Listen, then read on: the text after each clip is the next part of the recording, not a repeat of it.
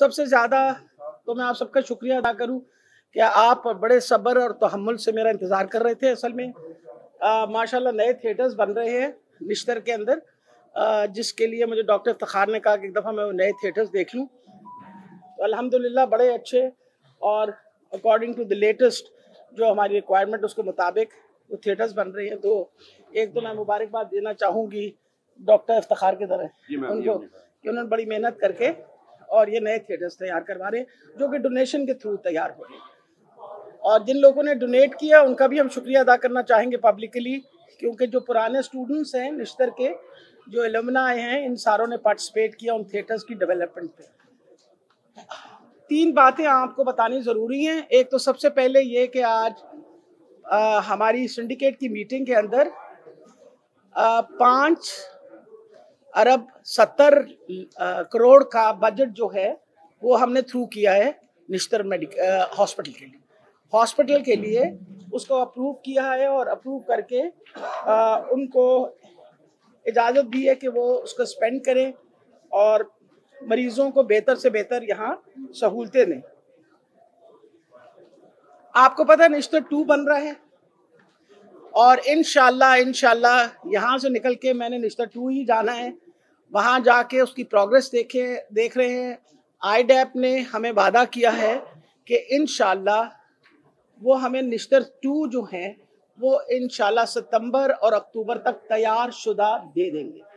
इसका ये मतलब है कि 50 साल के बाद पहली दफ़ा कोई नया अस्पताल अगर बन रहा है इतना बड़ा, तो पहली दफ़ा इस हुकूमत ने उस अस्पताल को शुरू किया और इंशाल्लाह वो बहुत जल्द मुकम्मल भी हो जाएगा।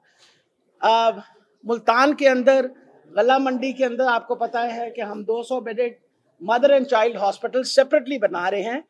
वो भी निश्तर मेडिकल कॉलेज के साथ अटैच होगा as mother and child unit, क्योंकि ये देखा गया है कि सबसे ज़्यादा रश जो है वो मैटर्निटी का होता है और इसलिए नए मैटर्निटी हॉस्पिटल बनाने बहुत ज़रूरी है।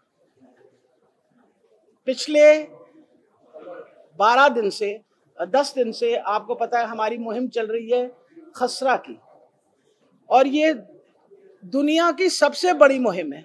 वजह यह है कि इतनी बड़ी तादाद में इकट्ठे बच्चों को वैक्सीन देना लगता था कि एक नामुमकिन सी बात होगी, क्योंकि तकरीबन 9 करोड़ से ज़ायद पूरे पाकिस्तान में और 4 करोड़ 60 लाख बच्चों को हमने पंजाब में रुबेला और मीजल्स की वैक्सीन देनी है। 27 तारीख को ये हमारी कैंपेन ख़त्म होनी है। आज के दिन जो खुश आइन बात यह है कि जो हमें टारगेट दिया गया था अल्हम्दुलिल्लाह हम उस टारगेट पे हैं। आज के दिन जो रिपोर्ट मुझे दी गई है उसके मुताबिक हम अब तक 3 करोड़ बच्चों को लगा चुके हैं मीजल्स और रुबेला की वैक्सीन। इंशाल्लाह कोशिश पूरी है कि 100% हम अपना टारगेट पूरा करें, क्योंकि इस वक्त पूरी कोशिश इस बात की है कि अगर बच्चों को मीजल्स और रुबेला की वैक्सीन लग गई तो इंशाल्लाह इस मूजी बीमारी से बच्चे बचे रहेंगे। और ख़ास तौर पे रुबेला जो है वो वैसे भी हामला ख़वातीन के लिए बहुत ख़तरनाक होता है, तो हम नहीं चाहते कि उनके बच्चों की वजह से उनको लगे। तो ये सारा वैक्सीन जो है ये 9 महीने से लेके 15 साल की उम्र के बच्चों को लग रही हैं और बहुत उम्मीद है कि इंशाल्लाह जैसे आपको बताया कि 3 करोड़ से ज़्यादा लोगों को बच्चों को लग चुकी है। हम इंशाल्लाह अपना पूरी कोशिश करेंगे कि 4 करोड़ 60 लाख को लग जाए। कोविड की वैक्सीनेशन अल्लाह की बहुत बड़ी मेहरबानी है कि कोविड में बहुत कमी आ गई है। इस वक्त पूरे पंजाब के अंदर 0.8% इन्फेक्टिविटी रेशियो है और वैक्सीन का जहाँ तक ताल्लुक है इस वक्त हमने तकरीबन 60% आबादी को एटलीस्ट एक सिंगल डोज तो लगा दी है। पिछले दिनों जो रेड कैंपेन थी जो तकरीबन 25 अक्टूबर से और 15 नवंबर तक जो चलाई थी उसके अंदर रिकॉर्ड कायम किया गया कि 1 करोड़ 40 लाख लोगों को वैक्सीन लगी और इंशाल्लाह 29 के बाद हम दूसरी उसकी वो शुरू कर देंगे। किस शुरू कर देंगे क्योंकि बहुत सारे लोग जिनको पहली लगी है अब वो अपनी दूसरी डोज के लिए तैयार हैं।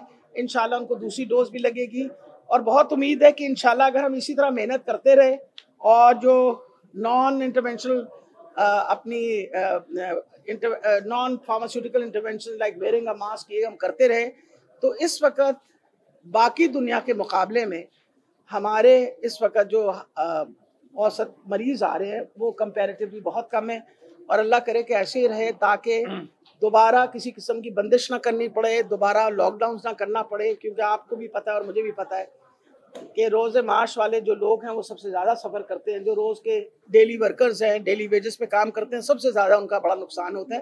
तो इंशाल्लाह उम्मीद है कि उस पर भी काबू पाया रखेगा। तीसरा, डेंगू के मरीज़ों में कमी आनी शुरू हो गई है और अहम चीज़ जो नोट की गई है और इस पर अब काम भी हमने करना शुरू कर दिया है कि कोई वेरिएंट ज़रूर है, डिफरेंट वेरिएंट है, क्योंकि अभी तक जो डेंगू के पेशेंट्स आ रहे हैं उनका अल्हम्दुलिल्लाह इलाज भी हो रहा है। सारे अस्पतालों के अंदर डेंगू के वार्ड्स भी मौजूद हैं और हमें एक कमेटी बनाई है जो इस वक्त काम कर रही है। अगले साल जनवरी से हमने किस किस्म के इकदाम उठाने हैं ताकि अगर कोई इस वक्त हालात डेंगू के, वैसे तो पूरी दुनिया में क्लाइमेट चेंज की वजह से हालात काफ़ी गंभीर हुए हैं, हम कोशिश ये करेंगे कि आइंदा हमें इसका सामना ना करना पड़े और इससे हमारी बचत रहे। और होपफुली इस वक्त पूरी दुनिया कोशिश करिए कि डेंगू की भी कोई वैक्सीन आ जाए, अल्लाह करे कि उसकी भी वैक्सीन आए तो कम से कम हम वैक्सीन के मसले में तो बहुत तेज़ी दिखाएंगे और लगाएंगे। So let's hope for the best इंशाल्लाह। बाकी जहाँ तक अच्छी खबर देना चाहूँगी मैं, क्योंकि आपको पता है आप लोगों से हर मरतबा मैं ये बात करती हूँ, इस वक्त तक हम 85 लाख फैमिलीज को हेल्थ कार्ड दे चुके हैं, जिनमें आपका डीजी खान डिवीज़न और साहिवाल डिवीज़न के जितने ज़िले हैं, 7 ज़िले, उन सबको मुकम्मल कार्ड मिल चुके हैं। उनका आइडेंटिटी कार्ड ही उनका कार्ड है और वो सेहत की सहूलतें ले रहे हैं। मई में ही हमने शुरू किया था, जो आज़ाद शुमार मेरे सामने आए हैं उसके मुताबिक इस वक्त कोई तकरीबन 50,000 से ज़्यादा लोग जो हैं उन्होंने अपने ऑपरेशन, अपना इलाज करवा चुके हैं, जो हमारे पास स्टेटिस्टिक्स आ रहे हैं। 1 जनवरी से पंजाब के बाकी, आपको पता है कि हमारे पास जो नादरा ने हमें इस वक्त स्टेटिस्टिक्स दे रहे हैं वो कोई तकरीबन 2 करोड़ 93 लाख फैमिलीज़ है, जिनमें से 85 लाख को ऑलरेडी मिल चुका है। बाकी फैमिलीज़ को, हर फैमिली को हेल्थ कार्ड दिया जाएगा जिसकी कीमत 10 लाख की लागत है और वो 10 लाख की लागत में वो अपना खुदा न खास्ता घर में कोई बीमार हो तो उसका इलाज करवा सके, निजी अस्पतालों में भी, और अब हमारे जो अपने अस्पताल हैं वो भी उसमें पैनल होंगे ताकि मरीजों पे किसी किस्म का, जब वो दाखिल होते हैं, किसी किस्म का बोझ ना पड़े। तो ये सबसे बड़ी खुशखबरी है कि अगर हम इंशाल्लाह हेल्थ का कार्ड सबको दे दें, उसका ये बड़ा फ़ायदा होगा कि कोई भी इंसान जो है, कोई भी फैमिली जो है, उसके अंदर आप ये सोचें कैंसर का ट्रीटमेंट है, किडनी फेलियर का, डायलिसिस का ट्रीटमेंट है, उसके अंदर डायबिटीज़ का है, उसके अंदर दिल की तकलीफ का है, उसके अंदर अगर खुदा ना खास्ता एक्सीडेंट हो जाए उसका है। So all the treatments are there और इंशाल्लाह बहुत उम्मीद है कि उससे बहुत ज़्यादा सब लोगों को रिलीफ मिलेगी। इन लफ्ज़ों के साथ आप सबका बहुत शुक्रिया। अच्छा, एक सेकंड सवाल मैं जवाब दूंगी आपके बारी बारी, सब शोर बचाएंगे मुझे पता नहीं। अच्छा मैडम, हमारे बिस्तर हॉस्पिटल में कैंसर वार्ड है, करोड़ों की मशीनरी लगी उसमें, खुद अब मशीनरी इंस्टॉल की गई काफी अर्से बाद, 11 साल बाद, लेकिन उसको फाल नहीं किया गया। दूसरी चीज है कि हमने PC1 मंजूर कराया था 100 बेड का इसी कैंसर वार्ड के, आज तक उसके 680 मिलियन भी ना आए। ये हुआ कब था सारा मुझे बताइएगा पहले जी। यूसुफ गलानी साहब के दौर में PC1 मंजूर हुआ था। मैं आपको सिर्फ ये बता रही हूँ कि बहुत सारे PC1 बना दिए गए थे, थोड़ा थोड़ा काम करके फट्टे लगा के छोड़ दिए गए थे, लेकिन हमने पूरा इरादा किया हुआ है कि हर वो काम जो आवाम के पैसों से शुरू हुआ है उसको हम मुकम्मल करेंगे। आप बिल्कुल फिक्र ना करें, इंशाल्लाह वो काम भी मुकम्मल होगा। मेरी अभी मेरी अपना डिटेल में जो हमारे इस वक्त रुके हुए जो भी काम हैं नादिर साहब हमारे सेक्रेटरी साहब स्पेशलाइज्ड हेल्थ केयर के भी मौजूद हैं, हमारे वाइस चांसलर, प्रिंसिपल साहब सब मौजूद हैं। वी विल इंशाल्लाह कंप्लीट ऑल दिस। अभी हमारे जो लेक्चर थिएटर जो तैयार हुए हैं उनकी भी सारों की सैंक्शन दे दी है। उम्मीद है अगले 2 महीने के अंदर उनको भी हम फाल करके उनको इस्तेमाल करना शुरू करेंगे। आपने एक सवाल वो कह रहे हैं जी जी लेकिन दूसरी तरफ डिजिटल और कार्डियोलॉजी सेक्टर में अहलियात नहीं है, जहां पे मोस्टली गरीब लोग आते हैं, तो इस तरफ क्यों तवज्जो दी जाए? मेरा ख्याल है कि मैं आपको ये बताती चली, जो मैं बजट की बात जिक्र करती हूँ ना, इस बजट का बहुत बड़ा हिस्सा जो है वह दवाइयों के लिए होता है। जी मैं वैसे तो बेटा मैं एक सवाल का जवाब देके फिर बताइए। हाँ उनको मुल्तान में अद्वियात नहीं मिलती और इंडस का एक अस्पताल है, वो कहता है यहाँ से कोई ट्रांसप्लांट कराएगा वो सिर्फ 4 ट्रांसप्लांट। अच्छा मैं आपको देखे मेरा ख्याल है सबसे अहम चीज ये है कि इसकी सोल्यूशन तो हेल्थ कार्ड ही है ना, कि हमने हर बंदे के हाथ में अगर हेल्थ कार्ड दिसंबर के एंड और जनवरी के शुरू में दे देंगे तो ये जो आप सबकी शिकायत हमसे बनती है कि जी उसकी डायलिसिस होनी है, उसने अपने किडनी के ट्रांसप्लांट के लिए जाना है, ये कार्डियोलॉजी में आए हैं उनको दवाई नहीं मिलेगी, इंशाल्लाह सबको दवाई मिलेगी। जहाँ तक दवाइयों का ताल्लुक है, बहुत ज़्यादा हमारे अस्पतालों में दवाइयों की पिलफरेज होती थी। एक हम फार्माको विजिलेंस एक पूरा ऐप लेके आने लगे हैं कि हर दवाई जो अस्पताल में आएगी वो ऑन रिकॉर्ड जाएगी और इंशाल्लाह ये अगले 6 महीने के अंदर हम फाल कर देंगे, और हर वो दवाई जो अस्पताल से निकलेगी और मरीज को दी जाएगी उसको भी हम लिखेंगे। वजह ये है कि दवाइयाँ अगर आप 1 अरब रुपए का हर अस्पताल को बजट देते हैं, मेरे पूरे पंजाब का budget between primary and secondary health care और टर्शरी में 42 अरब रुपए 42 अरब रुपए की दवाइयाँ हम तो खाते नहीं है ना, खाना तो ये दवाइयाँ मरीजों के लिए, मरीजों पे ना पहुंचना जरूर हमारी मैनेजमेंट की कोताही की वजह से, उसको हम इंशाल्लाह इम्प्रूव करेंगे और इंश्योर करेंगे हर इंडोर के मरीज को, हर इमरजेंसी वाले पेशेंट को, all patients being admitted in cardiac they will all get medicine. पहले इनसे ले लूं फिर आपसे।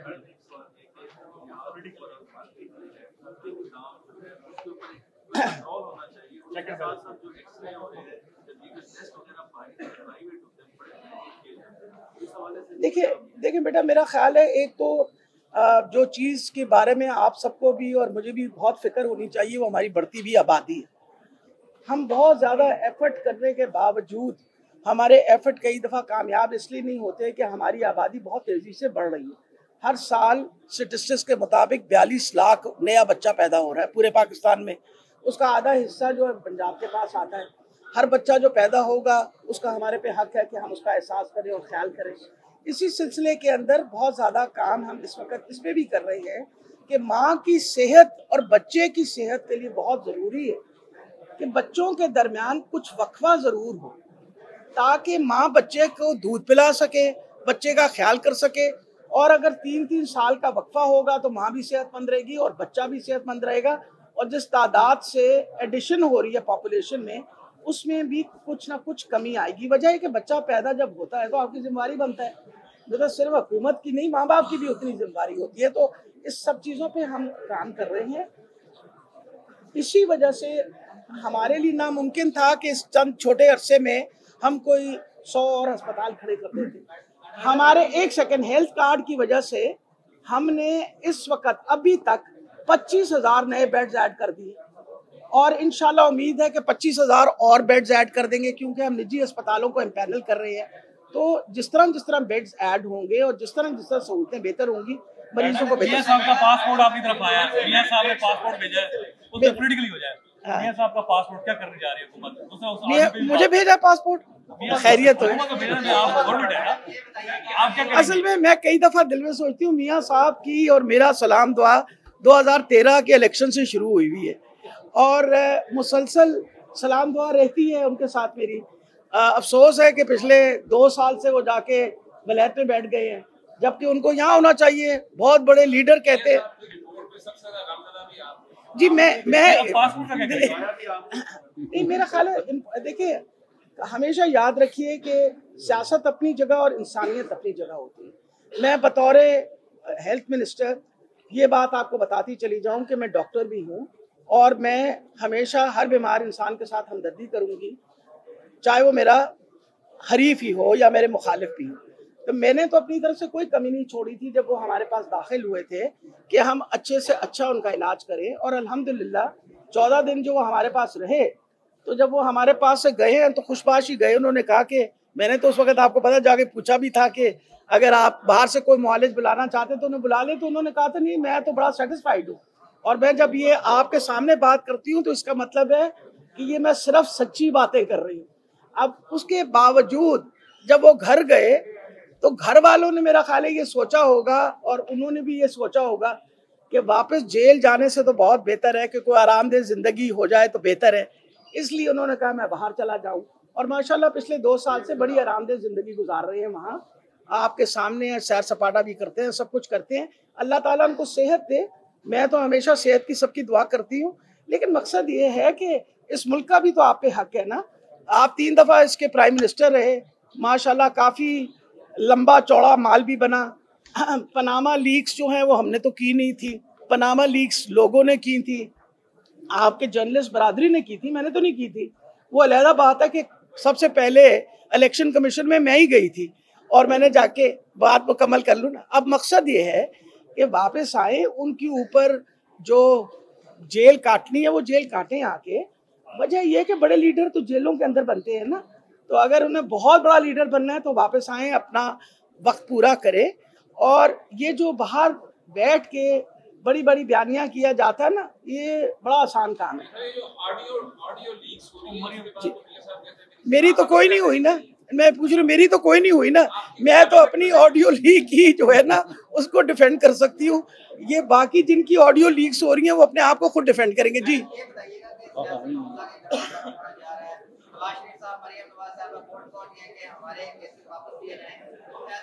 अगर आपसे ओपिनियन ली जाएगी कि उतने वक्त के बाद कोई नई रिपोर्ट्स आई हैं वाजपेयी साहब की, कोई प्लेटलेट्स की, रूसों वाले जिक्र बेटा हमें तो उन्होंने पिछले फरवरी के बाद हमसे बात करने से इनकारी कर दी। मैं तो फ़ोन करके उनके वालिद से पूछा था कि आप हमें नई रिपोर्टें भेज दें ताकि अगर मज़ीद इलाज की ज़रूरत है तो हम आपकी ज़मानत की तौसीक़ कर दें, पर उन्होंने हमें अहमियत ही नहीं दी। क्या कर सकते हैं फिर इसके बारे में। नई तारीखें दे रही है, तारीख पे तारीख देती रही, मुझे बड़ा अच्छा लगता है जब पीडीएम तारीखें देती है। वजह ये होती है कि जब हर तारीख के बाद एक नई तारीख आती है तो मुझे खुशी इस बात की होती है कि देखें कम से कम जिंदा तो है ना, एक कम से कम एफर्ट तो बेचारे कर ही रहे हैं ना। हमें उनको, वो बेचारे कोशिश तो कर रहे हैं ना। अलहदा बात है एक दूसरे से ना भी बनती हो। अब जैसे मसला ये है कि नून लीग वाले आपस में, अब मतलब मुझे अंदरूनी हालात तो नहीं पता, लेकिन अपेरेंटली तो यही लगता है कि आपस में कोई खास खुश नहीं है, मजबूरन इकट्ठे होकर खड़े हो जाते हैं। वो मौलाना साहब तो बहुत ही नाराज़ है, वो हमसे तो मुसलसल ही नाराज़ रहते हैं। तो उन्होंने भी बेचारों ने सरवाइव तो करना है ना। आप देखें ना, उन्होंने देखे ना, मकसद है वो बेरोजगार जरूर हो गए, ये बिल्कुल आप सही फरमा रहे हैं। अच्छा देखिए जी, मेरा ख्याल है हम दुनिया, आप देखें हम दुनिया में आइसोलेशन में नहीं रहते। हमेशा याद रखिए अगर हम आइसोलेशन में होते तो कोविड ने आना नहीं था। हम हमारी मुसलसल जो दुनिया में हालात डेवलप कर रहे होते हैं उसके मुताबिक ही हमारे पाकिस्तान के भी हालात डेवलप कर रहे हैं। मैं आपको पता है तो कोई ऐसी सियासी बयान नहीं देती, लेकिन आपसे फैक्चुअल पोजीशन ज़रूर बताऊँ। पूरी दुनिया के अंदर कोविड की वजह से इतनी तबाही आई है कि आप अपने वहमो गुमान में भी नहीं सोच सकते। लोग बेरोजगार हो गए, लोगों को नौकरियों से निकाला गया, पॉवर्टी लाइन पूरी दुनिया में बढ़ गई, महंगाई पूरी दुनिया में बढ़ गई, खाने की चीज़ों में और खाने के अशिया में दुनिया में कमी आई। वर्ल्ड फूड प्रोग्राम ने ये वार्निंग दी कि इस पेंडेमिक की वजह से कल हमें भूख का सामना करना पड़ेगा। ये वर्ल्ड हेल्थ, एक सेकंड, अब देखिए हमने क्या करना है। हमने पहले इस पेंडेमिक से लड़ना है, वो हम लड़े। हमें जो गुर्बत की सतह से नीचे लोग रह रहे हैं उनकी हमें मदद करनी चाहिए। एहसास प्रोग्राम लेके आए, एहसास प्रोग्राम को मजीद बढ़ा रहे हैं।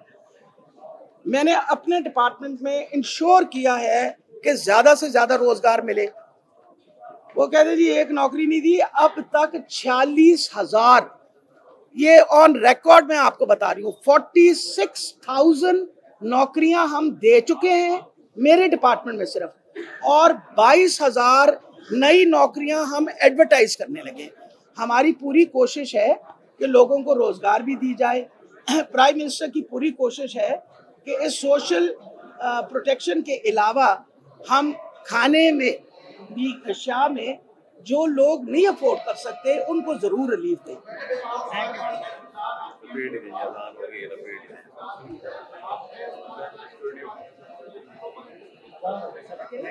डीएसपी की बिल्डिंग मुकम्मल है, जो मुल्तान डीएसपी की बिल्डिंग